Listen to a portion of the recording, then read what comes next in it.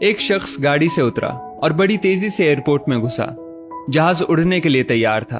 उसे किसी कॉन्फ्रेंस में पहुंचना था जो खास उसी के लिए आयोजित की जा रही थी। वो अपनी सीट पर बैठा और जहाज उड़ गया।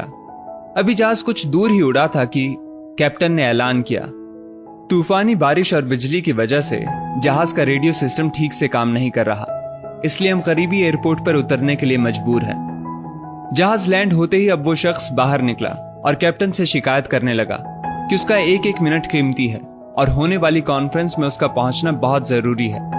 पास खड़े दूसरे मुसाफिर ने उसे पहचान लिया और बोला, डॉक्टर पटनायक, आप जहां पहुंचना चाहते हैं टैक्सी द्वारा यहां से केवल 3 घंटों में पहुंच सकते हैं। डॉक्टर ने उस शख्स का शुक्रिया अदा किया और टैक्सी लेकर निकल पड़ा। लेकिन ये क्या, आंधी तूफान और मूसलाधार बारिश ने गाड़ी का चलना मुश्किल कर दिया। फिर भी ड्राइवर गाड़ी चलाता रहा। अचानक ड्राइवर को एहसास हुआ कि वो रास्ता भटक चुका है। नाउमीदी के उतार चढ़ाव के बीच उस शख्स को एक छोटा सा घर दिखा। इस तूफान में वही गनीमत समझकर गाड़ी से नीचे उतरा और दरवाजा खटखटाया। आवाज आई, जो कोई भी है अंदर आ जाए, दरवाजा खुला है। अंदर एक बुढ़िया आसन बिछाए भगवत गीता पढ़ रही थी। उसने कहा, माँ जी, अगर इजाजत हो तो आपका फोन इस्तेमाल कर लूं। बुढ़िया मुस्कुराई और बोली, बेटा, कौन सा फोन? यहां ना बिजली है ना ही फोन। लेकिन तुम बैठो, सामने चरणामृत रखा है, पी लो, थकान दूर हो जाएगी और खाने के लिए भी कुछ ना कुछ फल मिल जाएगा, खा लो ताकि आगे सफर के लिए कुछ शक्ति आ जाए। डॉक्टर ने शुक्रिया अदा किया और चरणामृत पीने लगा। बुढ़िया अपने पाठ में खोई थी कि डॉक्टर की नजर उनके बगल में पड़ी। एक बच्चा कंबल में लिपटा पड़ा था जिसे बुढ़िया थोड़ी थोड़ी देर में हिला देती थी। बुढ़िया ने पाठ समाप्त किया तो डॉक्टर ने कहा, माँ जी, आपके स्वभाव और एहसान ने मुझ पर जादू कर दिया है। आप मेरे लिए भी दुआ कर दीजिए, ये मौसम साफ हो जाए।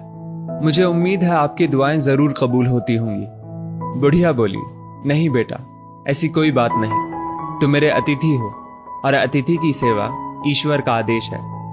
मैंने तुम्हारे लिए भी दुआ की है। परमात्मा का शुक्र है, उसने मेरी हर दुआ सुनी है। बस एक और दुआ मैं उससे मांग रही हूं, शायद जब वो चाहेगा उसे भी कबूल कर लेगा।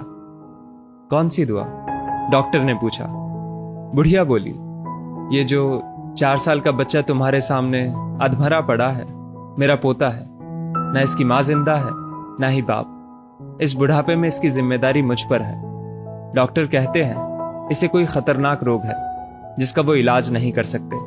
वो कहते हैं एक ही नामवर डॉक्टर है। क्या नाम बताया था उसका? हाँ, याद आया, डॉक्टर पटनायक।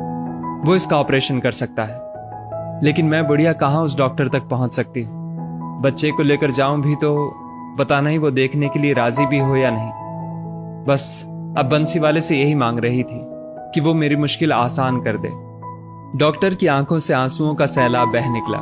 वो रूंधे कंठ से बोला, माई, आपकी दुआ ने हवाई जहाज को नीचे उतार लिया, आसमान पर बिजलियां कौंधवा दी, मुझे रास्ता भुलवा दिया ताकि मैं यहां तक खींचा चला आऊं। हे भगवान, मुझे यकीन ही नहीं हो रहा कि कन्हैया एक दुआ कबूल करने के लिए अपने भक्तों की इस तरह भी मदद कर सकता है। दोस्तों, वो ईश्वर सर्वशक्तिमान है। जहां इंसान बेबस हो जाता है वहीं से उसकी परम कृपा शुरू होती है। यदि इस वीडियो ने आपका दिल छू लिया हो तो इसे लाइक शेयर अवश्य करें और ऐसी ही बेहतरीन वीडियोस के लिए हमारा पेज जरूर फॉलो कर लें। धन्यवाद।